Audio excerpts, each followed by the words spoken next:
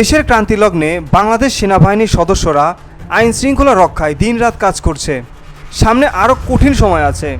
সবাই মিলে কাজ করলে দেশকে এই ক্রান্তিলগ্ন থেকে উদ্ধার করা সম্ভব বলে জানিয়েছেন বাংলাদেশ সেনাবাহিনী প্রধান জেনারেল ওয়াকারুজ্জামান।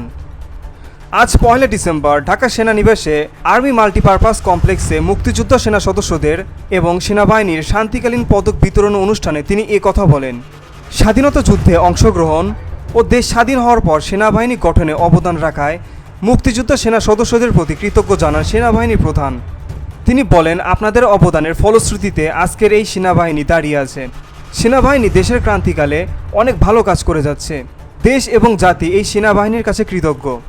দেশের আইন শৃঙ্খলা রক্ষার কাজে সেনা সদস্যরা দিনরাত পরিশ্রম করে যাচ্ছেন। তাছাড়াও দেশ এবং জাতি গঠনে বিভিন্ন কাজে আমরা নিয়োজিত আছি।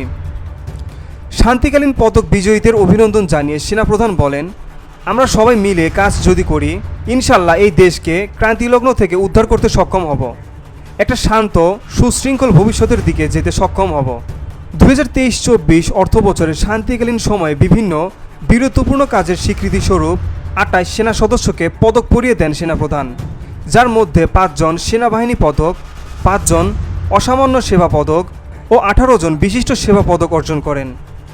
এছাড়া খেতাবপ্রাপ্ত ও বীর অনুষ্ঠানে মুক্তিযোদ্ধা সেনা সদস্য এবং তাদের নিকটাত্মীয়দের সঙ্গে কুশলাদি বিনিময় ও শুভেচ্ছা উপহার দেন general Waker-uz-Zaman. VOD Bangla news desk.